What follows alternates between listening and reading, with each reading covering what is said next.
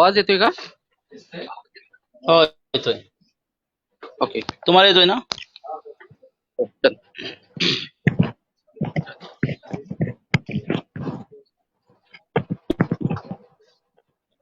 नमस्कार. मी नमस्कार. सोमेश्वर निर्मित घरातलो रे घरातलं या नाटकाद्वारे आम्ही जनजागृती करतच आहोत. ही जनजागृती करता करता आम्ही चळवळ सुद्धा चालू केली आहे. या चळवळीचा एक भाग म्हणून कोकणी माणसांना याचा बोध व्हावा म्हणून प्रेरणादायी व्यक्तींकडून आम्ही मुलाखत सत्र चर्चा चालू केले. तर आजही आपण या मुलाखत चर्चामध्ये आहोत. सर्वप्रथम तुम्हा सर्वांचं मनापासून स्वागत करतो. तर आजच्या या लाईव्ह मुलाखतीमध्ये आपल्यासोबत आहेत श्री साई सध्या ग्रुपचे अर्थात कांसे ग्रुपचे प्रमुख श्री माननीय संदीप कांसे साहेब. नमस्कार साहेब. नमस्कार. परशुरामाच्या पदस्पर्शाने पावन झालेल्या कोकण भूमीत अनेक लोककला आहेत. त्यातील अतिशय लोकप्रिय कला म्हणजे नमन. सर, तुम्ही गेली वर्षे जवळजवळ 22 वर्ष या क्षेत्रामध्ये या कलेमध्ये समरस आहात. ही कला तुम्ही जतन करण्याचा खूप प्रयत्न करताय. तर सर्वप्रथम ह्या कलेचा इतिहास जाणून घ्यायला आम्हाला नक्कीच आवडेल सर. नक्कीच. श्री सोमेश्वर कला मंच निर्मित गरोदर रे गरोदर या नाटकाच्या मुलाखतीमध्ये माझ्याकडून सर्व रसिक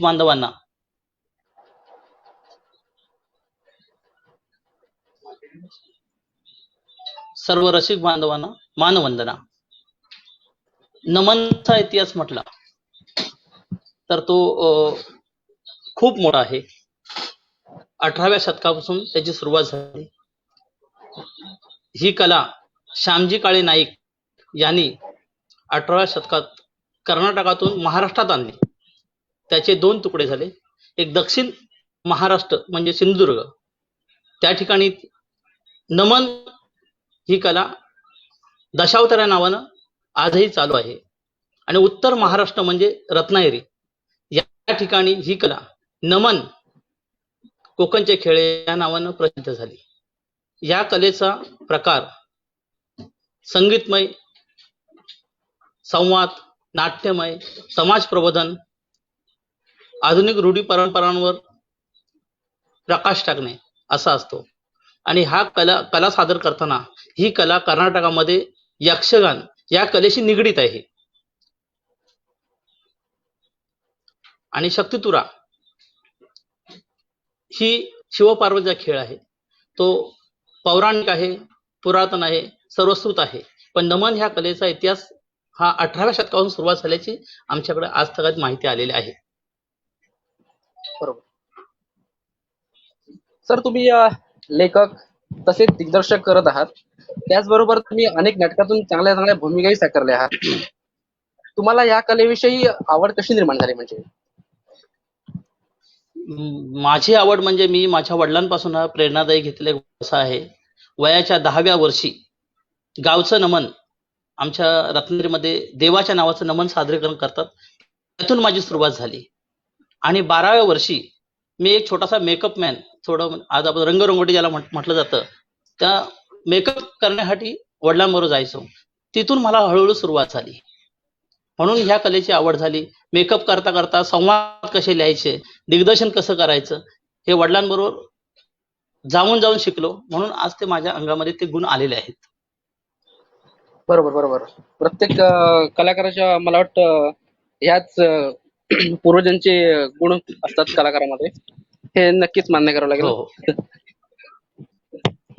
हा, जर तुम्ही आता सर तुम्ही आता म्हटल्याप्रमाणे तुम्ही 12व्या वर्षी जवळजवळ मेकअप मॅन म्हणून तुम्ही ह्या क्षेत्रामध्ये पदार्पण केलं. म्हणजे काही कालानंतर तुम्ही नमन, त्यानंतर शक्तिपुरा आणि ह्या अशा काही कार्यक्रमाचं आयोजन केलं. आणि यानंतर तुम्ही तुमच्या ग्रुपचं म्हणजे साई श्रद्धा ग्रुप म्हणजे हो. जास्तीत जास्त कांसे ग्रुप या नावाने जास्त आम्ही ओळखतो संपूर्ण रत्नागिरी किंवा कोकण. तर ह्या ग्रुपची स्थापना तुम्ही कधी केली? त्याबद्दल सर काय सांगाल तुम्ही?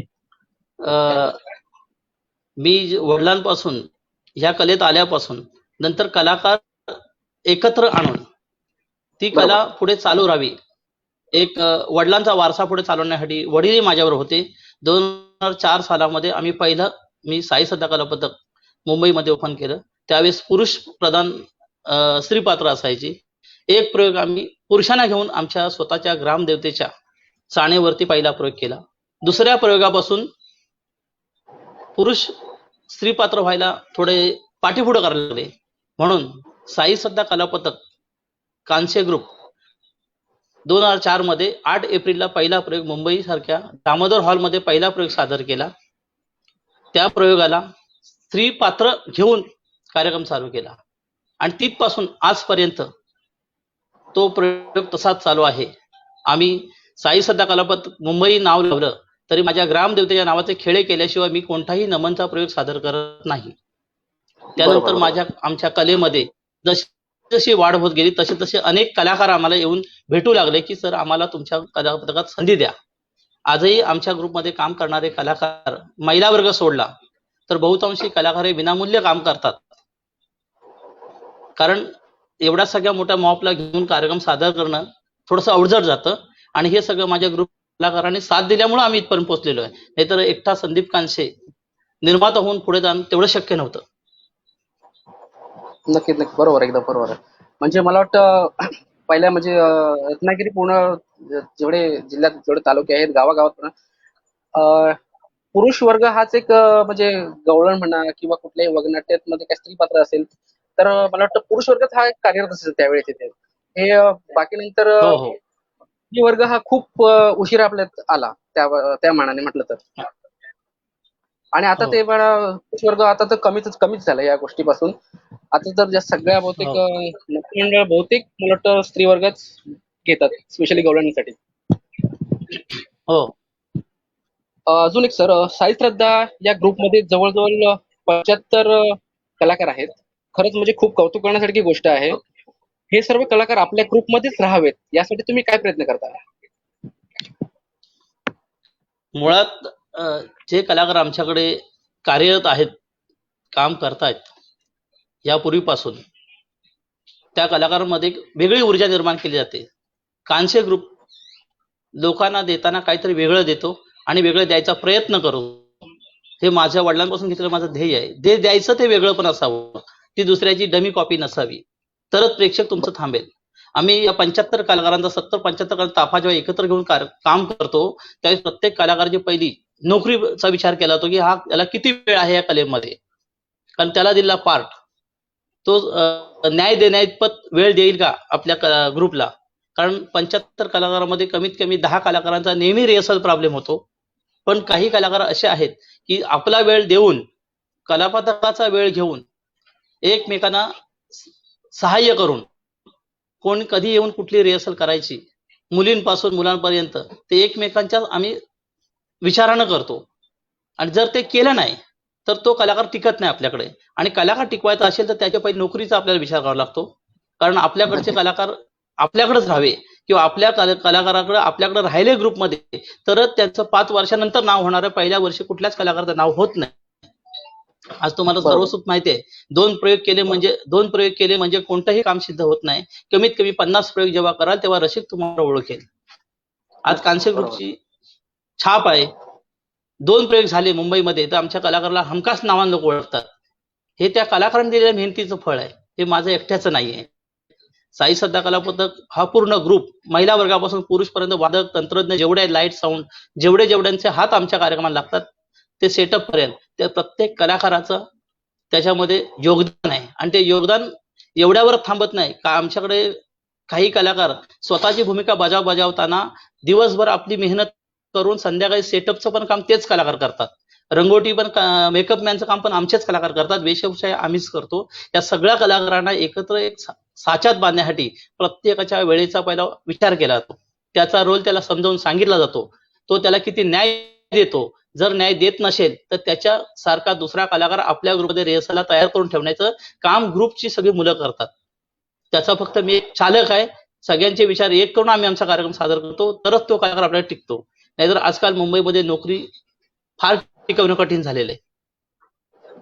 बरोबर. खरंच म्हणजे खूप कौतुकास्पद खूप गोष्ट आहे ही. कारण का कलाकार जेवढा म्हणजे मनानं कलेशी जेवढा जॉईंट असतो, तर तो त्यामध्ये ग्रुपमध्ये टिकून जातो अशा वेळी. आणि तुमच्यासारखे प्रमुख असतील त्या ग्रुपचे, हो. तर नक्कीच म्हणजे कलाकारांना एक वेगळीच ऊर्जा निर्माण होते. सर, आतापर्यंत तुम्ही अनेक नाटकं लिहिली. मला वाटतं त्याचं दिग्दर्शन बी तुम्हीच केलंय. या नाटकाचं सादरीकरण हो. नक्कीच छानच झाले असतील. पण जी तुम्ही नाटकं लिहिली ती म्हणजे कोणत्या परिस्थितीनुसार लिहिली? म्हणजे कौटुंबिक, सामाजिक की काल्पनिक? किंवा एक असं एक तुमच्या स्मरणात राहिलेलं नाटक असं कोणतं तुमचं? अच्छा. माझ्या लेखनामधून सर्व घटकावरती, सामाजिक विषयावरती नाटकं आजपर्यंत मी लिहिली, म्हणजे वगनाट्य लिहिली. ऐतिहासिक पण लिहिली, सामाजिक पण लिहिली आणि पौराणिक पण लिहिली. परंतु प्रत्येक कलेमध्ये तेवढाच न्याय मला मिळाला. परंतु माझ्या आयुष्यामध्ये 26/11चा जो बॉम्बस्फोट झाला, त्यावेळेला भैय्यांचा मोठा उठाव होता राज ठाकरे साहेबांकडून. त्यावेळेस माझं एक टायटल आलं होतं बघनाट्याचं, जागा हो मराठा. ते टायटल नावावरच कार्यक्रम हाऊसफुल करून गेलं. आणि त्यानंतर माझी ग्रुपची प्रगती झाली, कांशी ग्रुपची. ती एकदम 2018 पर्यंत असा एक अविस्मरणीय विश्वात आहे, लक्षात आहे, की तो प्रयोग आजही कोणी नाव काढलं तरी पण आनंदाश्रू येतात. कारण कारण ते लेखन मी केलं, पण मला ती ऊर्जा निर्माण करणारा आमच्याकडे रसिक होता. दीपक डिंगणकर म्हणून गुहागरचे आमचे आहेत. त्याने एक असा विषय दिला होता, की साहेब भरपूर तुम्ही लेखन केलं तर देशावरती काहीतरी लिहा. त्यावेळेस मी हिंदुस्थान जिंदाबाद असं एक नावाचं वगनाट्य लिहिलं होतं. त्या वगनाट्याचा आनंदाश्रू आज काय येतात आमच्या डोळ्यातून. प्रत्येक कलाकाराला ऊर्जा त्या वगनाट्यातून आली. ज्यावेळेस ते वगनाट्य सादर आम्ही करायचो, त्यावेळेस जनगण मन हे जे गाणं आहे आपलं देशाचं, ते बरोबर. पडदा उघडता क्षणी ते गाणं चालू व्हायचं आणि एक सामाजिक कार्यक्रम स्टेजवर चालू असायचा एका गावामध्ये. आणि त्या जनगण मन हा शब्द उच्चार कानावर पडायचा, पडदा उघडायच्या आधीच प्रेक्षक पूर्ण उभे असायचे थिएटर मधले. आजपर्यंत नमनच्या इतिहासामध्ये नाटकामध्ये कधी प्रेक्षक स्टँडिंग ओवेशन आपल्याला दिलेलं कधी कुठल्या कलाकाराला माहिती नसेल. पण आमच्या त्या हिंदुस्थान जिंदाबादला पहिलं स्टँडिंग ओवेशन मिळालं. आणि माझ्या नशिबानं लेखन दिग्दर्शन करताना त्या वर्षी माझा 5वा प्रयोग होता बोरवली थिएटरला, प्रबोधनकार ठाकरेला. 13 फेब्रुवारी 2018ला आम्ही प्रयोग करून घरी जात होतो. आणि माझ्या लेखनामध्ये जसं आलं होतं तसंच पुलवामाचा हल्ला झाला. 3:30 पावणे 4ला आम्हाला एका रसिकाचा फोन आला, की साहेब तुमचं आम्ही नमन बघायला आज होतो. जे तुम्ही दाखवलं, जो विषय तुम्ही मांडला तोच विषय आज आत्ता तुम्ही टीव्हीवर बघा. आणि तेव्हा 3:30 वाजले होते, जवळ पावणे 4 वाजले होते. मी घरी पोहोचलो नव्हतो. मला आजही आनंद अश्रू येतात त्याचे. कारण मी लिहिलेलं लेखनाचं आणि दिग्दर्शनाचं, माझ्या कलाकारांनी त्याला दिलेला न्याय तसा जर का देशामध्ये दुसऱ्या दिवशी घडत असेल त्याच पिरियडला, तर त्याच्यापेक्षा आम्हाला जरी वेगळं असं मला वाटत नाही, की वेगळं असं काय अभिनंदन असावं आपलं. ते एक ऊर्जा निर्माण झाली. अविस्मरणीय क्षण आहे तो माझ्यासाठी. कारण लेखन दिग्दर्शन करणं सगळेच करतात, पण एखादी कथा आपण मांडतोय, ती कथा रात्रीच्या रात्री तशीच जर घडत असेल, तर परमेश्वराने आपल्याकडे दिलेली ती एक देणगी आहे कलेमध्ये. मी त्या परमेश्वराचे आभार मानेन, नटेश्वराचे. बरोबर सर, एकदम बरोबर बोललात तुम्ही या बाबतीत. ही जी म्हणजे जी वगनाट्य वगैरे तुमची आहेत ती तर ऑब्विसली म्हणजे खूप हा. या म्हणजे जसं म्हटलं जातं, जसं नाटक कुठलंही आपण एक थिएटरला लावलं की त्याचे खूप प्रयोग होतात. तसे हा तुमच्या मला वाटतं नमनाचे जेवढे प्रयोग झाले असतील तेवढे म्हणजे त्याचा तुम्हाला जास्त रिस्पॉन्स मिळाला असेल. पहिली गोष्ट म्हणजे आज कानसे ग्रुप हो. हा इथं जेवढे नमन मंडळ आहेत माझ्या माहितीप्रमाणे, बाकीचे नमन मंडळ आहेत त्याच्यामध्ये कानसे ग्रुप मला वाटतं टॉप 1 असेल आय थिंक. आणि असायलाही हवा, कारण का जेवढी तुमची कलाकार मंडळी, जेवढं तुमचं जसं बोलतात ना, असं वाढावं एक पसरलेलं एक साम्राज्य असतं, तसं नमनावर तुम्ही साम्राज्य केलंय. आज मला वाटतं ही गोष्ट मान्य करावी लागेल, की कुठेही म्हणजे नमन मंडळ असेल, कोणत्याही सभागृहात नवीन कोणी मंडळाने नमन सादरीकरण केलंय. आणि एक आपल्या रत्नागिरीत अशी एक पद्धत आहे, एक म्हणजे गवळल्यानंतर जो 10 मिनिटाचा जो भाग असतो, तो सत्कार समारंभासाठी यूज केला जातो ऑब्व्हियसली नमन मंडळामध्ये. तर मी सुद्धा म्हणजे दामोदरला म्हणा किंवा अजून साहित्य संघाला म्हणा, ज्यावेळी नमन मंडळ नमन बघायला आम्ही जातो, त्यावेळी नक्कीच ज्या सत्कार मूर्ती असतात, जे जाहीर समारंभ असतो तिथे सत्कार मूर्ती असतात, त्याबद्दल मंडळी तुम्हाला एक सांगू इच्छितो, कानसे ग्रुप हे नाव मोठ्या आदराने तिथे घेतलं जातं. त्यांना नेहमीच नवीन मंडळ जे असतं ते त्यांना निमंत्रण करतं की कानसे ग्रुप म्हणून. आणि हे गोष्ट चांगली म्हणजे एक कौतुकास्पद गोष्ट आहे आणि सगळ्यांनी मान्य करायला हवं. कारण का आज प्रत्येक जे नवीन मंडळ आहे ते नवीन मंडळ एक कांसे ग्रुपला इन्व्हाइट करते म्हणजे कोणत्या तरी एक मोठ्या आदराने त्या मंडळाकडे या ग्रुपकडे बघितलं जातं किंवा त्याच्याकडे एक म्हणजे जे पण त्यांच्या अंगात गुण आहेत, ज्या ग्रुपकडे त्यांच्या जे गुण आहेत, त्यांचा काहीतरी म्हणजे आपल्यामध्ये यावं किंवा त्यांचा एक मान सन्मान ठेवा, या पद्धतीने त्यांचा तो सत्कार केला जातो. ही गोष्ट मान्य केलं पाहिजे सगळ्यांनी. आणि सर नमन किंवा कोकणातील इतर लोककला या टिकल्या पाहिजेत किंवा त्याचं संवर्धन झालं पाहिजे, जेणेकरून भावी पिढीला लोककला समजल्या पाहिजेत. यासाठी काय करावे लागेल असं तुमचं मत आहे? आजपर्यंत शक्तिदुरा, नमन ह्या लोककला कोकणामध्ये दर दिवशी सादर होणारा हा कला प्रकार आहे. कोरोनामुळे आपण सगळे थांबले, 8-9 महिने झाले, तुम्हाला तर माहितीच आहे. परंतु ह्या जर कला टिकवायच्या असतील तर जुन्या जाणकार मंडळींनी आता एकत्र येणं गरजेचं आहे. कारण आज एकत्र आलो नाही या कोरोनाच्या महामारीत तर उद्या ह्याचा काही उपयोग होणार नाही. आज आपले हात थकलेले आहेत. उदाहरणार्थ मी आज 22 वर्षीय कला क्षेत्रात आहे. कालांतराने माझं वय झालं तर मीही थांबणार आहे. हा निसर्गाचा आणि कलेचा नियमच आहे. आज जर आम्ही एकत्र बरोबर. आलो नाही, बुजुर्ग मंडळी ज्यांनी नमन मुंबई रंगमंचावर सादर केलेत, ते जर आज जर एकत्र आले नाही तर कलेचं संवर्धन होणं कठीण आहे. त्यासाठी मोहीम 2020 मध्ये आम्ही जानेवारीत चालू केली होती.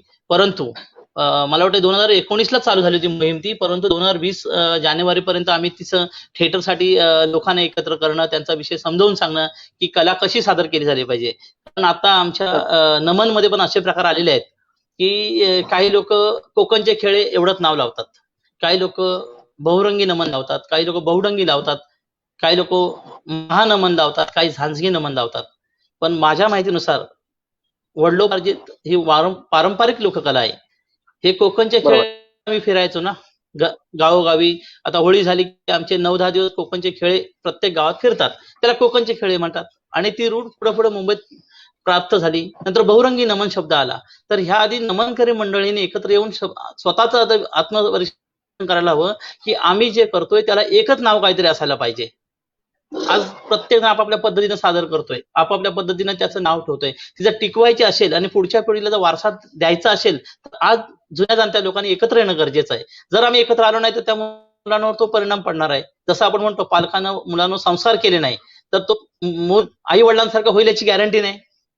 म्हणजे बरोबर. आपला जर लोककला टिकवायची असेल कोकणाची तर आपण लोकांनी त्याच्या आधी आलो नाही एकत्र.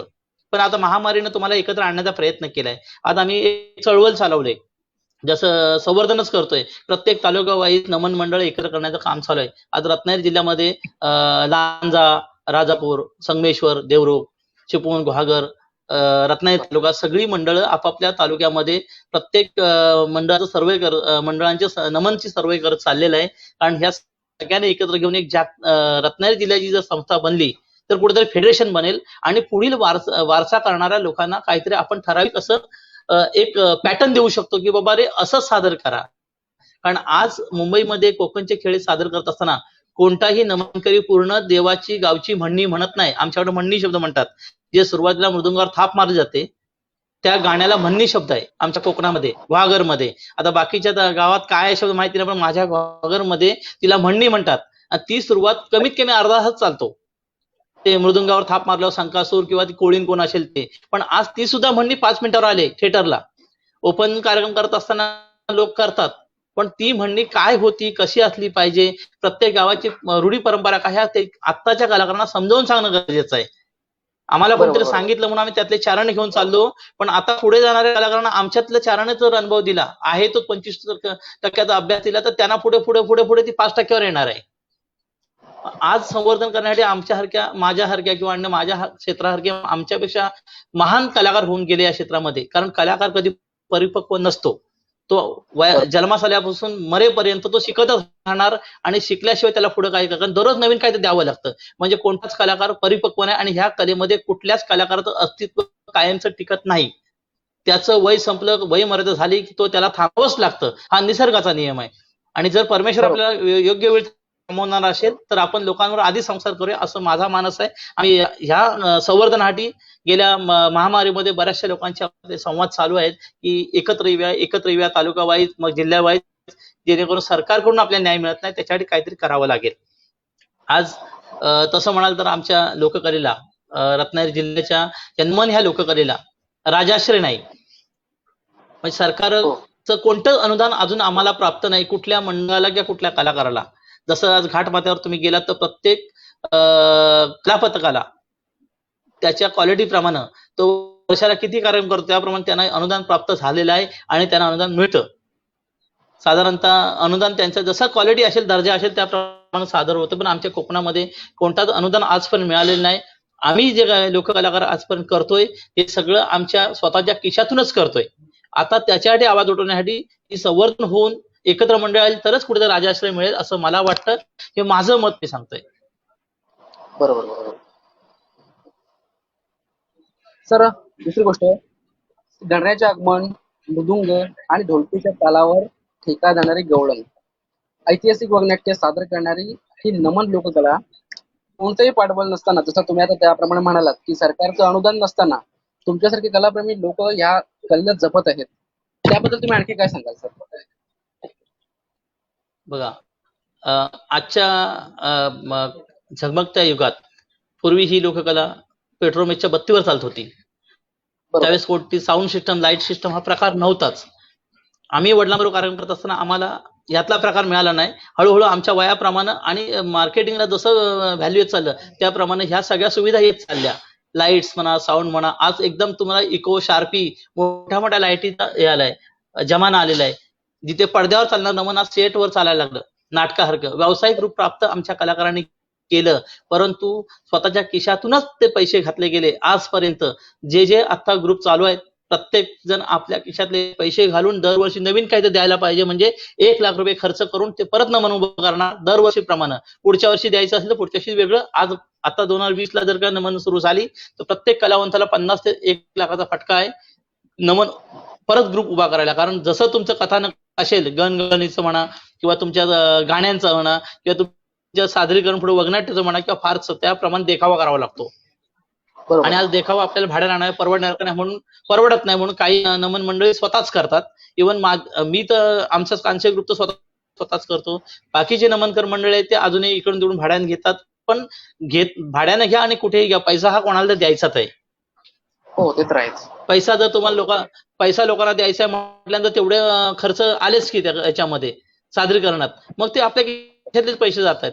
जर ही लोककला टिकवायची पण असेल संवर्धन करून आणि ती चांगल्या प्रतीची सरकारपर्यंत मांडायची असेल तर क्वालिटी मेंटेन करणं गरजेचं आहे आणि त्याच्यासाठी एकत्र येणं हेही गरजेचं आहे. जर का आपण बरोबर. ती लोककला चांगल्या पद्धतीने सादर करायची असेल तर तुम्हाला खर्च करणं गरजेचं आहे आणि खर्च हा खिशातून करावा लागतोय. आपल्याला अजूनही झिरो मानधन आहे, आपल्याला कोणत्याही प्रकारचं सरकारचं अनुदान नाही. ही खंत आमच्या लोककलेची पहिली आहे. आज या लोककलेला राजाश्रय मिळवण्यासाठी बरेचसे आमदार, खासदार आपल्या रत्नागिरी जिल्ह्यातले नामचीन आहेत, सगळ्यांची नावं व्हॉट्सअप मार्फत सगळ्यांना माहिती पडली आहेत. आज ते त्यांच्या विभागातून आपल्याला मदत करतात की तुम्ही एकत्र या, संवर्धन करा, आपण सरकारकडे आता आवाज उठवू. ही एक आता लोककलाकारांची मोठी बेनिफिट आहे की ते स्वतःहून जागे झालेत की तुम्ही आमच्यापर्यंत या, आपण तिकडे जाऊ. याआधी कोणताच आमदार, खासदार कधी ह्या गोष्टीवर लक्ष देत नव्हता. आम्ही एखाद्या कार्यक्रमाला, एखाद्या वाढी पूजेला म्हणा, एखाद्या आमदाराला आणलं तर तो येणार, त्या दिवशी त्यांचा सत्कार झाला की जाताना एखादं पॅकेट मिळालं मंडळाला तर मिळालं, नाहीतर ते त्यांच्या कामानिमित्त निघून जायचे. फक्त शाबासकी देऊन जाणार, पण राजाश्रय हा प्रकार नव्हता. बरोबर बरोबर. सर आता म्हणजे खूप ठिकाणी असं होतं की काही म्हणजे खूप ग्रुप असे असतील किंवा काही नाटक मंडळ असते किंवा नमन मंडळ असं कोणताही ग्रुप असते, सांस्कृतिक कोणताही ग्रुप, काही म्हणजे एक नवीन कलाकार असतात. त्या नवीन कलाकाराबद्दल तुम्ही थोडं काय सांगाल, काय मार्गदर्शन कराल त्याच्याबद्दल? नवीन कलाकारांबद्दल बोलायचं झालं तर मी तर म्हणेन की ज्या कलाकाराचा जन्म झाल्यानंतर कोणाची तरी कुठल्या तरी गुरुच्या हाताखाली तो शिकायला जातो, कुठल्या ग्रुपकडे जातो, त्या गावच्या नमनातून तो काम करायला जातो, कलाकार म्हणून घडणार असेल तर त्यानं जिथून घडलो तिथं पहिलं आपलं प्राधान्य जास्त वेळ दिलं पाहिजे. कलाकार हा कधीच परिपूर्ण होत नाही. 4 दिवस आताच्या कलाकारांची एक सवय झालेली आहे. आताचे कलाकार या मीडियावरती प्रसिद्धी मिळवणारे कलाकार झालेले आहेत. त्याच्यामुळं मीडियावर प्रसिद्धी मिळवणाऱ्या कलाकारांसाठी पहिला माझं प्रश्न आहे की मीडियावर प्रसिद्धी सगळ्यांनाच मिळाली पाहिजे. आणि ते झालंच पाहिजे. पण तसाच जर कोणी दुसऱ्याने व्हिडिओ आणला तर तुम्हाला लोक विसरतील. ही पहिली गोष्ट. बरोबर. पण तुम्ही सक्षम व्हा. तुम्ही सक्षम व्हा. तुम्ही पासून सुरुवात करा. एखाद्या चांगल्या सामाजिक क्षेत्रातल्या माणसाची किंवा त्या कलेत तुम्ही जाणार आहात. कला कोणती असू दे. त्या ज्या कलेत तुम्ही जाणार त्या कलेतला जाणकार मंडळीच्या हाताखाली शिकण्याचा प्रयत्न करा. शिकून परिपक्व तुमच्याकडे 4 गोष्टी येतील त्यानंतर तुम्ही बाहेर जा. आजचे कलाकार असे झालेत मीडियाच्या नादामध्ये एक दोन प्रयोग त्यांचे हाऊसफुल झाले. 1-2 प्रयोगाला 4 लोकांनी ओळखलं. कोणीतरी शाबासकी दिली की त्या कलापथकातून त्याने तोंड घेऊन तो निघूनच जातो. त्याला एक मोठा इगो निर्माण होतो की माझ्यासारखा कोण कलाकारच नाही. आणि मग 2 वर्षानंतर त्याला लक्षात येतं अरे मी ग्रुप सोडला पण आज माझी परिस्थिती बेकार आली. मग स्वतःचे पैसे घालून परत आपल्या त्या कलेत यावं लागतं. ही वाईट गोष्ट आहे की तुम्ही जिथे असाल तिथेच राहा. पुढे जायचा प्रयत्न करा. पण कुठल्याही ग्रुपमधून बाहेर पडू नका किंवा कुठल्याही गावातून नमन तिथलं थांबवू नका. तुम्ही कलाकार आहात ना मग त्यांचंही करा काम आणि तुला पुढे जाण्याची प्रगती पाहिजे. सीडी लावायची आहे ते त्यांच्या सगळ्यांच्या सहकार्याने करा. त्यांच्या हाताला हात धरून ठेवा जेणेकरून पुढे गेलास नाही उद्या आपटलास तरी पाठी आल्यानंतर परत त्या व्यासपीठावर उभं राहता येईल. कारण पुढे गेले सीडी ज्याला लागते त्याला खालची पायरी दिसत नाही. त्याला माहिती असतं की मी आता खूप उंच गेलोय माझ्यासारखी आता भरारी कोण मारणार नाही. पण तसं नाहीये. कारण या कला क्षेत्रातलं असं आतापर्यंत अभ्यास आहे लोकांचा की कितीही तुम्ही प्रगती करा कितीही तुम्ही परिपक्व लोकांना त्यांचं मनोरंजन द्या पण त्याच टाईपचा एखादा पिक्चर आला त्याच टाईपचं एखादं नाटक आलं की त्याच टाईपचं एखादं गाणं जर आलं तर तुम्हाला लोक विसरतात क्षणात. म्हणून नवीन कलाकारांना जास्तीत जास्त सांगेन की बाबा रे तुम्ही प्रगती करा. पुढे जा शिडी लावा पण पाठची शिडी काढू नका. जिथून तुम्ही चढलात ती पायरी विसरू नका. ती पायरी ठेवा जेणेकरून तुम्हाला कधी परत रिटर्न यायचं असेल तर तुम्ही अभिमानाने त्या ग्रुपमध्ये त्या गाववाल्यांकडे येऊ शकता. जर तुम्ही त्यांना पाटावर मारून गेलात तर एक दिवस तुम्हाला खिशातले पैसे घालून परत मीडियावर यावं लागेल की मी जिवंत आहे सांगायला. अशी वेळ येऊ नये कोणावरती. आणि आज मार्केटला बऱ्याचशा लोकांची हीच परिस्थिती आहे. जे टॉप म्हणून गणले जातात ते टॉप राहत नाही. एक दिवशी त्यांचा टॉप शब्द निघून जातो आणि परत पायरीवर यावं लागतं आपल्या. आणि नवीन कलाकारांना अजून एक माझं सांगणं आहे की तुमच्या मुखात सरस्वती नांदायला हवी. तुमच्या शरीरामध्ये कलेचा नटेश्वर ओसंडून व्हायला पाहिजे. ह्या 2 गोष्टी तुम्ही जपून ठेवा. कारण वाणी गोड असेल तर समोरचा प्रेक्षकही टिकू शकतो. उद्धटपणाने वागू नका. कला ही परिपूर्ण पक्व नाहीये. आपण अजून तराजूसारखं कधी पण माप वरती खाली होऊ शकतं आपलं. आपली शरीरयष्टी कधी आपली शरीरयष्टी खाली होऊ शकते. आपल्याला कधी काही त्रास होईल. आज महामारीच्या काळामध्ये चांगले टॉपचे कलाकार काय करतायत तुम्ही सगळे मीडियावर बघताय. कलाकार एकदम एवढे विचित्र वागायला लागलेत की त्यांची खाण्याची आज परिस्थिती बेकार आलेली आहे. मी अभिमानानं सांगेन की आमच्या रत्नागिरी जिल्ह्यातली कोकणातला एकही कलाकार त्या मार्गाकडे गेलेला नाही. हे मला जर अभिमानाची गोष्ट वाटते. मग कोणताही कलाकार नवीन असो या जुना असू दे पण त्या मार्गाकडे गेला नाही की कुठेतरी हतबल होऊन आत्महत्या केली एकदमच निरस झाला घरातल्या लोकांना त्रास करतोय काहीच पैसा येत नाही. तसं झालेलं नाही. आणि ईश्वराची कृपा आहे की आता लवकरच आमचा थिएटर जर ओपन झालं तर लोकांना कार्यक्रम करायला मिळतील. नवीन कलाकारांनी संगोपनाने कार्यक्रम करावा नाही. एक दिवशी आपल्याला कार्यक्रम करण्यासाठी स्वतःला पैसे टाकून परत त्याच व्यासपीठावर यावं लागेल. ही वेळ नवीन कलाकारांना येता कामा नये. कुठेतरी हात धरून ठेवा. आम्ही 22 वर्ष टिकलो त्याचं कारण एवढंच आहे की मी माझ्या प्रत्येक कलाकाराचा हात धरून ठेवलेला आहे.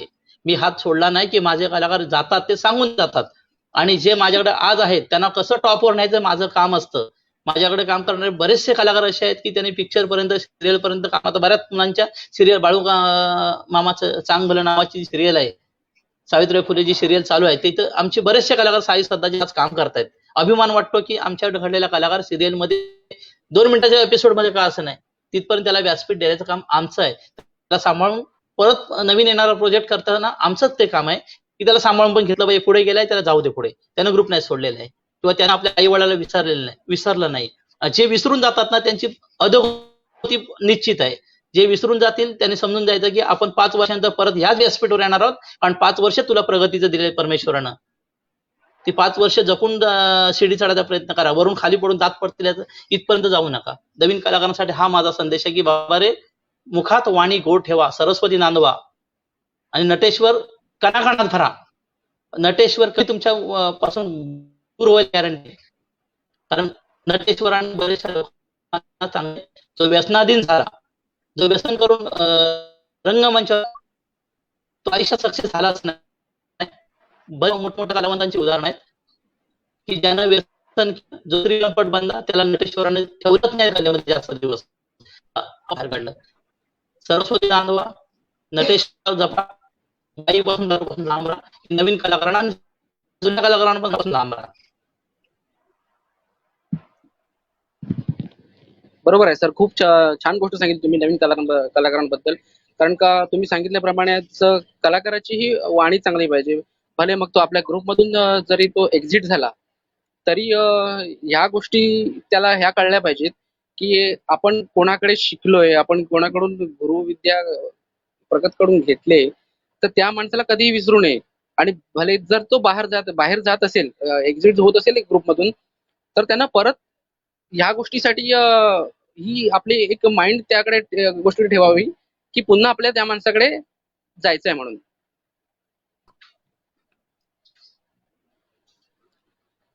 सर एक दुसरा प्रश्न अजून. रत्नागिरी जिल्ह्यातील आपले गुहागर तालुक्यातील मधील चिखली गाव, तुमच्याच गावात एक प्रसिद्ध मूर्तिकार आहेत कांस्य बंधू. हे मुंबईत प्रथमच आता गणपतीचा कारखाना चालू करतायत. तर त्यांच्याबद्दल आम्हाला जाणून घ्यायला नक्कीच आवडेल तुमच्याकडून. आणि कोकणी माणसाने व्यवसायात, उद्योग व्यवसायात उतरावे यासाठी तुम्ही काय म्हणाल?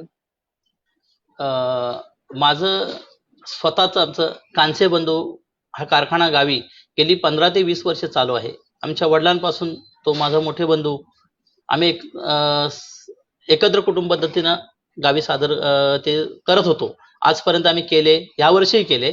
पण आता आमची मुलं, माझ्या भावाची मुलं, माझी मुलं सगळी मोठी झाली, त्या कलेमध्ये सगळे प्रावीण्य मिळवलंय, चांगले चांगले काम करू शकतात. आणि म्हटलं आपण मुंबईमध्ये बसून राहण्यापेक्षा, कारण मुलांचं शिक्षण अजून चालू आहे माझ्या, म्हणून म्हटलं माझ्या भावाचा मुलगा सुशांत पुतण्या माझा, त्यालाही घेऊन मुंबईत आपण जर एक वेगळा कारखाना चालू केला, तो आतापासून जर चालू केला तर आपण शाडू मातीची मूर्ती काढू शकतो. कारण आज मुंबईमध्ये सोन्याचा भाव आलेला आहे मातीच्या कामाला, शाडू मातीला. शाडू मातीचं काम कोकणातही कमी केलं जातं आणि मुंबईत तर अजिबात कोण करत नाही. म्हणून आम्ही मूर्तिकाराने, म्हणजे मी स्वतः एक म्हटलं वेगळं पण असं की आपला व्यवसाय पण होईल, तो आपल्या मुलांना आजपासून त्या कलेची आवड पण निर्माण होईल. कारण आता नोकरीमध्ये राम राहिलेलं नाहीये. आज जे ह्या महामारीमध्ये जे अडकलेत, जे टॉप 1 नोकरदार आहेत, त्यांची परिस्थिती आज काय आहे ते त्यांना विचारायची गरज नाही, त्यांच्या चेहऱ्यावरूनच सांगितली जाते. म्हणून आपण एक पहिलाच पैलू काढला की आपली मुलं आता 16 वर्षाची झालेली आहेत, दोन्ही भावांची. तर ज्यांना या कलेमध्ये जर आपण थांबवलं, इथेच वर्षाचे 12 महिने कसं काम करता येईल, तर त्याची सुरुवात आम्ही आता या गणपतीमध्ये गावी केली. गणपती झाल्यानंतर आम्ही स्वतःच्या मॉडेल्स पहिल्या बनवल्या. आपल्या रत्नागिरी, गुहागर, चिखलीमध्ये एक 15-20 मॉडेल बनवले आहेत की गणपती कसा काढला जातो रबर मधून. त्या मॉडेल्स बनवून मुलांना वर्षाचे 12 महिने काम कसं करता येईल आपल्या, त्यावर आपण 4 कामगार घेऊन, भावांची मुलं आहेत जे आपल्या कुटुंबातले, आणखी 2-3 मुलं अशी घरी बसलेली आहेत जी नोकरी करून काही दिवसानं घरी येऊन बसतात. आता महामारीमध्ये सगळे जवळ 15 जरी आमच्या फॅमिली मेंबर्स होते, त्यातले 15 मध्ये आम्ही 9 ते 10 जण काम करत होतो. म्हणजे 10-12 जर आपण एका कुटुंबातली काम करत असो आणि ते मॉडेल जर आपण बनवत असू आणि सगळ्यांना माती काम आलं पाहिजे, असं करता करता एक संकल्पना आमच्या मनात आली 2 बंधूंच्या, की का आपण मुंबईत करू जागा एक वेगळं साधं ती मूर्ती म्हणून बनवायची. जर ती केली तर त्याचा फायदा एवढाच होईल की आपली मुलं त्या कलेत वळली जातील. नाही तर आता ऑफिसमध्ये 8-9-10 हजाराची पगाराची नोकरी घेऊन 12 तास काम करणार आणि शेवटी 10 ते 12 हजारच पगार आणणार ना. पण तेच जर वर्षाचे 12 महिने शाडू मातीची मूर्ती आपण काढली तर तिला सोन्याचा भाव आहे. मुंबईमध्ये आज प्लास्टर बंद झालंय आणि जवळजवळ आता मूर्तिकारांचा लढा सुरू झालेला आहे. सध्या तरी मला वाटतं 6 तारखेला या नोव्हेंबरच्या मूर्तिकारांनी परत लढा सुरू केला. पीओपी नक्की बंद होणार. डिसेंबर एंडिंगला GR जो येईल नवीन 2021चा, त्यामध्ये नमूदच होईल की पीओपी बंद. मग जर आपल्याकडं शाडू कामाचं काम येत असेल आपल्याला काम, तर आपण इथे सोन्याचा भाव आपल्याला मिळेल ना आपल्या कलेला. ती जर आजच्या माझ्या वयानुसार माझ्या मुलाने जर ती आज केले तर त्यांना पुढे आणखी 10 वर्षांत मला सांगायची गरज नाही, 2 वर्षात ते आणखी ट्रेन होतील मुंबईत. आम्ही इथेही आणि गावी दोन्ही ठिकाणचा कसा कारखाना चालवला जाईल याच्यावर थोडा आमच्या भावाभावांचा अभ्यास चालू आहे. आणि मी माझ्या कोकणातल्या कलाकार, जे मूर्तिकार आहेत किंवा जे नोकर वर्गासाठी काम करणारी जी मुलं आहेत, होतकरू मुलं आता नवीन येत आहेत, त्यांना सांगू इच्छितो की बाबा रे, आता नोकरीत राम राहिलेलं नाहीये. तुम्ही सगळ्यांनी अजमावलंय. जे जे 8-8, 9-9 महिने जॉब सोडून घरी बसलेत त्यांना पूर्ण अनुभव आला की नोकरीमध्ये आता राम राहिलेलं नाही, पण नोकरी सोडू नका. त्यावर कुठलीही कला तुमच्या शरीरात असणं गरजेचं आहे. मग ते ड्रायव्हिंग असू दे, एखादी चित्रकला असू दे, कोणती तरी कला तुमच्या अंगात तुम्ही घेऊन ठेवा, जेणेकरून अशा महामारीच्या वेळात तुम्ही उपाशी मारणार नाहीत किंवा तुम्हाला नोकरी करायची गरज भासणार नाही. आज आपल्या रत्नागिरी जिल्ह्यामध्ये कुठल्याच मूर्तिकारानं वर्षाचे 12ही महिने पेन सारखे गणपती काढले नाही. आज पेनला गेलात तर तुम्ही वर्षाचे 12 महिने मूर्तिकार तिथे कामगार ठेवून मूर्त्या बनवून लोकांना विकतात. हा इतिहास आहे. इतिहास आहे, बरोबर. हा, मग त्याचा मूर्तिकारांसाठी माझं असं सांगणं आहे की तुम्ही तो व्यवसाय तुमची नोकरी धंदा सांभाळताना गावी या मुंबईत तुम्ही पण हळूहळू चालू करा. तुम्ही 100 जरी केलेत वर्षाला, एका वर्षाला 100, आणि त्याचा जर मातीचा रेट चांगला मिळत असेल, मुंबईमध्ये मूर्ती घडवून ती पेंटिंग करून जर गिरायक तुम्हाला देत असेल, तर तुमच्या 2-3 महिन्याचे किंवा 4 महिन्याच्या मेहनतीला चांगलं फळ मिळेल ना. एक तुमचे सण चांगला सण म्हणजे येणारा जो गौरी गणपतीचा सण आहे, नवरात्र उत्सव आहे, हा तुमचा आनंदात जाईल. तुमच्या नोकरीबरोबर ते काम करताय, तुम्ही घरी बसून राहणार, या बोंबलत फिरत राहणार. एक मी माझं उदाहरण सांगतो. मी एक नमन झालं की मे मध्ये आमचं नमन संपलं, 15-20 तारखेला आमचे सगळे नाटक बिटक संपल्यानंतर आम्ही मुंबईत येतो. मुलं आमची अजून शिकतायत, म्हणजे मुंबईत आलो की मग त्या जून मध्ये बसून जाणार. जुलैमध्ये शक्तुरा चालू होतो. पावसामुळे ते आता प्रयोग चालायचे कमी आलेत किंवा आता वेगवेगळी मंडळ तयार झाली, सेम कॉपी करणारी नृत्य ग्रुप तयार झाले. मग त्या कलेमध्ये आता राम राहणार नाही, कारण आता महामारीमुळे ते थिएटरवरून वळणारच नाही. म्हणून पर्यायी ती व्यवस्था म्हणून आम्ही आतापासून केलंय की आपण सुरुवात करूया आणि मग लोकांना सांगूया तुम्ही कोणीतरी ह्या कलेत येऊ नका. असं म्हणत नाही की तुम्ही मूर्तीच बनवा, पण काहीतरी स्वतःच्या अंगात वेगळी कला ठेवा, त्यापासून तुमच्या दैनंदिन जीवनाला काहीतरी हात लागेल. बरोबर. हा, कलेबद्दल तुम्ही खूप छानच सांगितलं, कारण का अंगात कुठली तरी कला पाहिजे, जेणेकरून आता जसं हे आता जिवंत उदाहरण आहे कोरोनाचं. सगळ्यांच्या हा. नोकऱ्या गेल्या, म्हणजे भरपूर जणांच्या खूप नोकऱ्या म्हणजे गायब झाल्यात आता. तर कलाही जर असेल तर त्यावेळी असे खूप, म्हणजे मला वाटतं कोकणासारख्या ठिकाणी, मग रत्नागिरी असू दे किंवा सिंधुदुर्ग असू दे, त्या खूप ठिकाणी काही काही लोकांनी फळांच्या बागा किंवा अजून अशा झाडे लावणं वगैरे असे खूप काही तिकडे स्वतःहून केलंय त्यांनी. किंवा एक स्वतःची कला म्हणजे एक चित्रकला स्पर्धा म्हणा किंवा कोणत्याही अंगात कला असू दे, त्या कलेला मरण नाहीये. तुम्ही जसं सांगितल्याप्रमाणे हो. कला असेल तर म्हणजे एखाद्या दिवशी समजा ही नोकरी आज आहे, उद्या नाही, किंवा आज कोणतीही म्हणजे असं कोणत्याही क्षेत्रात नोकरी असू दे असं काही नाही. त्या क्षेत्रात जर नोकरी जर उद्या नसेल, तर जर आपल्या अंगात जी कला असेल तर ती आपण पुढे चालवून त्याच्याकडून आपल्याला प्रॉफिट मिळू शकतं. त्याच्यातून आपला उदरनिर्वाह होऊ शकतो, स्वतःचा आणि कुटुंबाचाही. नक्कीच. सर, अजून एक तुम्ही शक्तिसूर सुद्धा चालू केला, त्याबद्दल थोडी माहिती दिली तर खूप बरं होईल. कोकणात स्पेशली रायगड आणि रत्नागिरी या 2 जिल्ह्यात स्पेशली शक्तिपुरा खूप गणपतीमध्ये जसं जून चालू होतो तसं ते एंडिंग सप्टेंबर पर्यंत खूप मोठ्या जल्लोषात होतो हा शक्तिपुरा. त्याबद्दल तुम्ही सांगितलं तर खूप बरं होईल. शक्तिदुरा हा कला प्रकार जेव्हा मी चालू केला, त्याच्या आधी आम्ही स्वतः आमचे मोठे बंधू शाहीर संतोष कानसे तोरेवाले म्हणून, ते पूर्वी गावी आम्ही मंडळाचा एक आमचा नाच होता, मुलं घेऊन आम्ही मंडळाचे करायचं. आम्ही जवळजवळ 10 वर्ष मुंबईत थिएटरला कार्यक्रम सादर केले आमच्या बंधूंना घेऊन. मोठमोठ्या शाहीर, चांगले शाहीर म्हणजे अर्जुन भुवड, विजय पायकोळी, चांगले नामकीन शाहीर ज्यांच्या कॅसेट बनल्या, अशा शाहिरांबरोबर त्यांचे आम्ही कार्यक्रम आयोजन केले आमच्या मंडळानं. मग माझ्या लक्षात एक गोष्ट आली की ह्याच शक्तिपुरा जो आहे, ही कला पुढे जोपासायची असेल तर आपल्याला कलाकार जमा करून, जसं नमन केलंय, तर त्या नमनचे कलाकार पावसाळी आमचे जून सुरू झाला, 15 मे नंतर कामच नसतं कलाकारांना, जो तो कामाला असतो. मग त्यातलीच मुलं घेऊन जर आपण किंवा मुली घेऊन आपण एक शक्तिपुराचा ग्रुप बनवला आणि तो ह्या कलेमध्ये ठेवला, तर काहीतरी कोणाला उपयोग होईल. आज तीच त्यावेळी म्हणजे 2004 सालामध्ये ही जी संकल्पना आमच्या डोक्यात आली, ती 2007 सालामध्ये मी पहिला महिला शक्तिपुरा चालू केला. आणि त्याच्याच बरोबर महिला शक्तिपुरा तुरेवाले शाहीर सुशीला जावळेला घेऊन मी पहिला ग्रुप चालू केला, नमनच्याच मुली घेऊन. नमनच्या मुलींना 1-2 मुली छोट्या मोठ्या आणखी घ्यायच्या, 8 मुली लागतात ना नृत्य करायला.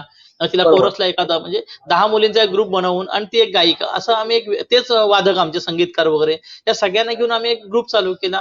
हळूहळू तो थिएटरला प्रयोग करायचो आम्ही, बाहेरून एक गायिका आणायचो एक आपली. तो कलेमध्ये तुमची सुधारणा होत गेली आमच्या. तशी तशी त्याला व्यासपीठ मिळत गेले, लोकांचा ओघ आमच्याकडे वाढला. मग काही दिवसांनी अशी गोष्ट लक्षात आली की आपल्या ग्रुपमध्ये बरेचसे शक्तितुरेचे शाहीर आहेत, पुरुष मंडळी, यांना मुलं मिळत नाही डान्स करायला मुंबईमध्ये. म्हणून त्याच ग्रुपमध्ये काम करणारे मुलं आणि मुली दोन्ही पण कलाकारांना आम्ही ट्रेनिंग देत गेलो आणि हा दोन्ही ग्रुप आमचे काम करतायत. ज्या माझ्या ग्रुपमध्ये असलेला कोणताच गायक कांसे ग्रुपला जर आला की त्याला कंटाळा आल्याशिवाय जाऊ शकत नाही. मधीच सोडला की त्याला माहितीये शक्तितुरेला जर पुढे प्रॉब्लेम झाला तर मला ग्रुप मिळणार नाही, वादक मिळणार नाही. म्हणून आमच्या ग्रुपची अशी बांधणी आहे की शक्तितुरा करताना महिला आणि पुरुष दोघांनाही एकत्र बांधून ठेवलेलं आहे, जेणेकरून कुठलाही कलाकार कधीही झाला तरी कांचे ग्रुपमध्ये तुम्हाला 2 वादक ढोलकीचे, 2 वादक ऑर्गनवाले, पॅडवाले सगळे 2-2 कलाकार आहेत. कधीही कुठला कार्यक्रम लागला तरी आमच्या ग्रुपला मला कधी त्रास झालेला नाही. आणि कोणी जरी रात्री अपरात्री फोन केला की कांसेभाऊ आम्हाला ड्रेस पाहिजे, तुमच्या ढोलकी पाहिजे, तर आम्ही ती नाही म्हटली नाही आजपर्यंत. आणि सगळ्यांच्या शुभाशीर्वादावर आजपर्यंत आमचा ग्रुप टिकलेला आहे. हे खास रसिकांचं आणि जाणकार मंडळींचा आमच्या मस्तकावर तो शुभ आशीर्वाद आहे सगळ्यांचा, की या ठिकाणी येणाऱ्या प्रत्येक माणसाला आम्ही तुला काय हवं असेल ते घेऊन जा इथपर्यंत सांगतो, जेणेकरून त्याची कला थांबू नये. आम्ही काही वर्षापूर्वी थांबलो होतो, ती जमा आता आमच्याकडे झालेली आहे. ती वस्तू आज आपल्याकडे आहे, मग त्याला द्यायला हरकत नाही. न्या, चांगली वापरा आणि ती परत आणा. आज दोन्ही ग्रुप, महिलांचे पण आणि पुरुषांचे पण, दोन्ही नृत्य ग्रुप आपल्याकडे आहेत. दोन्ही गायक आमच्या ग्रुपमध्ये आहेत. जर कॉल मार्केटला चांगला मिळाला तर आमचा चांगला गायक जाऊन ते कॉल अटेंड करतो. तसंच महिलांचा सुद्धा कार्यक्रम असेल तर त्या ठिकाणी मला स्वतः जावं लागतं, कारण महिलांना न्यायची कुठे म्हटलं तर कोणतरी त्याला जांगली असलं पाहिजे, कारण शेवटी त्या महिला आहेत. त्यांच्या मुलींचा सगळ्यांचा तो एक ग्रुप आहे आणि तो आपल्या जीवावर आई वडिलांनी पाठवलेला असतो. मुलांसाठी एक आमचा ग्रुप चालक जो असेल, कोण गाणारा शाहीर, तो मुलं हँडल करू शकतो. परंतु मुलींसाठी मला स्वतःला किंवा ग्रुपच्या 2 कलाकारांना जावं लागतं. आम्ही नवरात्री उत्सव, गणपती 11 दिवसातले कमीत कमी 8-9 कार्यक्रम करतोच गणपतीचे. नवरात्रीचे 9 दिवसामध्ये 12-13 कार्यक्रम फिक्स आहेत कांचे ग्रुपचे. आमचा कांचे ग्रुप एकदा गावी गेला नवरात्री गणपतीला, तर तो सीझन संपेपर्यंत मुंबईत येतच नाही, वादक आणि गायक आणि ते डान्सर, कारण त्यांना दररोज काम असतं. पण ह्या वर्षी महामारीमुळे सगळ्यांचे पाय बांधले गेलेत. आता नटेश्वर कधी ओपन करून देतोय, त्यांच्या पायात घुंगरू आणि कधी त्यांच्या मुखात वाणी आणतोय, ती आता ईश्वरालाच माहिती. बरोबर बरोबर. सर अजून एक, आज कोकणातील परिस्थितीचा विचार केला तर प्रत्येक कोकणी माणसाचं एकत्र येणं ही काळाची गरज आहे. याबद्दल तुम्ही सांगाल तर खूप बरं होईल. बघा, मी मागच्या वक्तव्यात बोललो होतो की आपण फक्त लोककलेसाठी एकत्र येणं आज गरजेचं नाहीये. आज सगळ्या क्षेत्रातली लोक एकत्र येणं गरजेचं आहे, जर कोकणाचा विकास करायचा असेल तर. जसं आम्ही नमनसाठी संघटन बांधतोय तसं शक्तितुरेच्या शाहिरांनी संघटन बांधलं पाहिजे. त्या कलाकारांना जमा करा. प्रत्येक क्षेत्रातल्या लोकांनी एकत्र जर आलो नाही तर कोकणची जी संस्कृती आहे ती जतन करायला कठीण जाईल. आज छोटंसं उदाहरण घ्यायचं म्हटलं तर आपल्याकडे नवीन नवीन लोक येतात शेरे कोकणामध्ये. काही दिवस ते तुमच्या ओशेरीला, आपल्या गावच्या ओशेरी शब्द म्हणतात, पडवीला राहतात, पण काही सण तोच त्या गावामध्ये बंगला बांधतो. जर आपल्याच माणसासाठी आपणच एकत्र आलो नाही तर उद्या आपण आपल्या गावामध्ये पाहुणे आहोत असं वाटायला लागेल. म्हणून एकत्र येणं सगळ्यांसाठी गरजेचं आहे, सगळ्या क्षेत्रातील लोक असू दे. बरोबर. सर, सोमेश्वर कलामंच निर्मित गराजलो रे गराजलो या नाटकाद्वारे आम्ही जनजागृती करता करता प्रत्यक्ष चळवळी चालू केली आहे. या चळवळीविषयी तुम्ही काय सांगाल? पहिले मी जाहीर आभार मानतो या सोमेश्वर कलामंचच्या सर्व टीमचे, कारण गरजलो रे गरजलो नाटकाचा जो विषय आहे, अशा विषयाचे मतल्याची नाटकं खूप आली आतापर्यंत. खूप लोकांनी तसे विषय सादर केले, परंतु सोमेश्वर कलामंचची वेगळी चळवळ मला खूप आवडली आणि भावले की ती फेस टू फेस चळवळ आहे. फक्त सादर केलं आणि बाहेर गेलो, घरी झोपलो असा नाहीये. त्यांनी प्रत्येक माणसाला तू कोण आहेस, तुला काय करायला हवं, आणि हे असं करण्यासाठी मार्गदर्शन जे हवंय ते प्रत्येक लाईव्ह त्यांनी आणून प्रत्येक क्षेत्रातल्या माणसांना त्यांनी ती लाईव्ह दिलेली आहे. उदाहरणार्थ समजा एखाद्या माणसाला स्वतःतलं अस्तित्व निर्माण करायचं असेल, त्याला वाट मिळत नसेल, तर गरजलो रे गरजलो नाटकाच्या टीमने त्याला चांगली वाट दिलेली आहे. कारण त्याला माहित नव्हतं की मी शून्य आहे, पण शून्यावरती 1 म्हणून मी 10 कधी होईन, कारण त्याला वाटतं मी शून्यच आहे. पण त्या शून्याला आकार देण्यासाठी गरजलो गरजल्या नाटकाच्या टीमने मोठे परिश्रम घेतलेले आहेत. त्यांची जी चळवळ आहे, त्यांनी जे काही त्यांची उद्दिष्ट ठेवले डोळ्यासमोर, ती आज काळाची गरज आहे. मी साधारणतः वाचलं होतं आणि ऐकलं होतं की आज आपल्या कोकणामधल्या जमिनी, आपण आपल्या गावातल्या जमिनी आपल्या माणसांना न देता परप्रांतीयांना विकतो. आणि त्या जमिनी परप्रांतीयाने विकल्यानंतर तो तिथे वेगळं काहीतरी अस्तित्व निर्माण करतो आणि मग आपण पाहुणे म्हणून त्याच्याकडे काम करतो. तर त्यांची चळवळ अशी आहे गरोदले गरोद नाटकाची, की तुम्ही तुमच्या माणसाला मोठं करा, तुमचाच वस्तू तुमच्या माणसाला विका, तुमच्यामध्ये संबंध वाढवा, तुमच्यातला एखादा व्यावसायिक तयार करा, त्या व्यावसायिकाला त्याला पाठबळ द्या, त्याला संधी द्या, एक दिवस तो उद्योजक बनेल. ही बरोबर. जी त्यांची जी कृती आहे, त्यांचं जे ध्येय आहे, ते ईश्वर चरणी प्रार्थना करतो की ते पुढे चालू राहावं. प्रत्येक कोकणातल्या माणसाने त्यांचं गरोदलं गरोदर नाटकाच्या टीमने जे जे काही विषय मांडले त्या काळाची गरज आहे, सत्य आहे ते. आज ते सत्य नाकारता येणार नाही. आज तुमच्याकडे माझ्या छोटेखानी अनुभवातून एक उदाहरण सांगतो. आमच्या कोकणामध्ये बिस्किट विकायला येणारा माणूस, बिस्किट विकायला सायकलवरनं बिस्किट विकायला येणारा माणूस, टोस्ट बटर खारी बिस्किट विकणारा माणूस आमच्याच गावामध्ये मोठे बंगले बांधून आज बेकरी सारखे व्यवसाय सुरू करून बसलेले आहेत. 5 बियांवरती मुलांना बिस्किट द्यायचे. तुम्ही ऐकलं असाल कोकणामध्ये ही गोष्ट, की 5 बिया दिल्या की मुलांना बिस्किट मिळत होतं. पण तो माणूस आज आपल्या तालुक्यामध्ये मोठमोठ्या जागा घेऊन बेकऱ्या बांधून बसलेला आहे. रस्त्यावरती टायर रिपेअर करणारा माणूस फक्त एका झोपड्यात बसतो, पण काही दिवसांनी तो तिथे मोठे हार्डवेअर तयार करतो. मला तर म्हणायचं की जर का कोकणी माणसानं आपल्या जमिनी आपल्याच माणसांना सेलिंग केली तर तुमचा दोघांचा रोटीबेटीचा व्यवहार चांगला होईल. तुम्ही विकलेली जमिनीचं मानधन तुम्हाला योग्य मिळेल. घेणाऱ्याकडे कॅपॅसिटी असेल तर तो आपलीच जमीन घेईल आणि तो आपल्याच गावात नजरेत आपल्या माणसाकडे राहील. परप्रांतीयांना विकून त्याचा काही फायदा नाही. एक दिवशी गाव खाली होईल आपलं.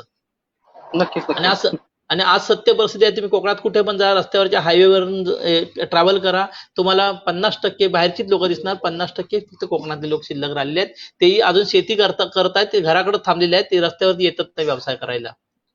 मी तर तरुण पिढीला सांगेन की मुंबई सारख्या शहरात येण्यापेक्षा तिथे जो आहे त्याच्यामध्ये तुम्ही राजे बनू शकता. फक्त लक्ष घाला. शेती चांगल्या प्रकारची, आज काजू उत्पादन चांगलं मिळतं, आंब्याचं उत्पादन चांगलं मिळतं, तिकडे लक्ष द्या.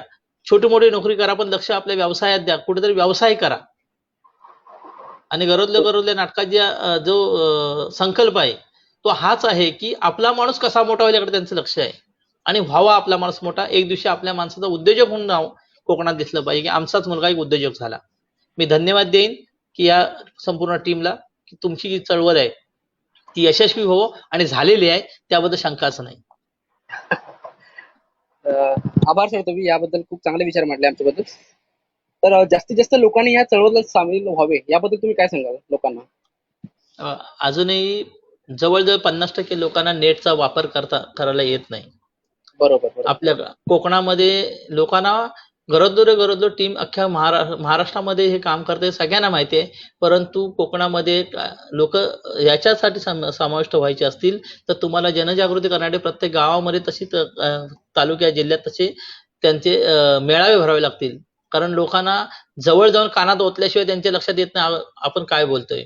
हा मागचा इतिहास आहे. किती तुम्ही बोंबला म्हणजे जसं म्हणतात ना की एखाद्या कार्यकर्त्याच्या 100 सभांना एक कलावंत एक साईडला उभा करा आणि 100 सभा एक साईडला उभा करा. एक कलावंत जे बोंबलेल 10 मिनिटात ते त्यांच्या कानात पटकन शिरेल कलेच्या माध्यमातून, पण सभेमधून शिरणार नाही. तुम्ही मला वाटतं ही मोहीम तुमची चालू झालेली आहे की तिथल्या कलावंतांना घेऊन तुम्ही हे कोकणी माणसापर्यंत पोहोचवताय. कारण नेटच्या माध्यमातून सगळ्या गोष्टी पोहोचत नाहीत, कारण नेट गावी तेवढा चालत पण नाही. मग face to face mouth publicity करणं गरजेचं आहे. तुमचं या संकल्पने म्हणजे सोमेश्वर कलामांचे जो संकल्प आहे गरोदल्या वतीनं जे करतायत नाटकाच्या वतीनं तो खूप चांगला आहे. पण लोकांपर्यंत पोहोचण्यासाठी आपल्या टीमला परत धडपडावं लागेल. आता जवळजवळ मला वाटतं 50% लोक तुमच्या नेट माध्यमातून तुम्हाला जॉईंट असतील. पण अजूनही काय असे लोक आहेत की त्यांना नेटचा अंदाजच नाही. नेट कशाला, फेसबुक कशाला म्हणतात असं आहे. तर त्याच्यासाठी तुम्हाला माउथ पब्लिसिटी करणं गरजेचं वाटतंय मला. बरोबर. ही तर आमची चळवळ अशीच चालू राहणार आहे. त्याबद्दल काही प्रश्नच नाही. तुम्ही खूप छान विचार मांडलेत याबाबतीत सगळ्या प्रश्नांबद्दल, किंवा जे पण तुमचे काय नमन मंडळ, तुमचे नाताचे मंडळ, की तुमच्या पक्क्या करिअर बद्दल तुम्ही खूप छान मार्गदर्शन केलं. तुमचा अमूल्य वेळ आम्हाला तुमच्या अमूल्य वेळाबद्दल आम्ही खूप धन्यवाद देतो तुम्हाला. आणि तुमच्या पुढील वाटचालीसाठी तुम्हाला खूप खूप शुभेच्छा. आणि तसेच मंडळी अजून काही प्रश्न आहेत. आणि कांचे सर, तुम्हाला खूप शुभेच्छा आल्या आहेत. लाईव्ह शुभेच्छा आल्या तुमच्यासाठी. धन्यवाद. आणि तसेच मंडळी तुमचे काही प्रश्न आहेत ते आम्हाला नाही घेता येत, पण नक्कीच आम्ही कमेंटद्वारे ते तुम्हाला पासआउट करू. आमची टीम तुम्हाला पासआउट करेल क्वेश्चन्स, तुमच्या सगळ्यांची उत्तरं. आणि अजून एक सर, मंडळी तुम्हाला सांगू इच्छितो, गरजलो रे गरजलो ही एक चळवळ, हा एक युट्यूब चॅनल आम्ही चालू केला आहे. तर त्या युट्यूब चॅनलला तुम्ही सबस्क्राईब करा आणि प्रत्येकापर्यंत पोहोचवा, सगळ्यांच्या लोकांपर्यंत पोहोचवा. आमचा उद्देश प्रसिद्ध मिळवणे हा नाहीये. प्रसिद्धी, काम केल्यानंतर प्रसिद्धी आपोआप मिळते, यात काही वावगं नाहीये. पण आमचा असा उद्देश आहे की ही जी आमची चळवळ आहे, ही जी सगळी टटाटोप आहे, तो प्रत्येकाच्या घराघरात पोहोचला पाहिजे. हाच एक उद्देश हेतू आमच्या त्या चळवळीतून आम्ही मांडतोय. बाकी आजची सर, कानसे सर, तुम्हाला परत एकदा धन्यवाद. तुमचे खूप विचार आमच्यासाठी मोलाचे ठरलेत. आमच्या टीमला तुम्ही जे मार्गदर्शन केलं किंवा जे आभार मानलेत त्याबद्दल तुमचे सुद्धा आभार. आणि मंडळी, परत एकदा आपण अशाच एका प्रेरणादायी व्यक्तीसोबत पुढच्या मुलाखतीत नक्कीच भेटू. तोपर्यंत धन्यवाद. काळजी घ्या, सुरक्षित राहा.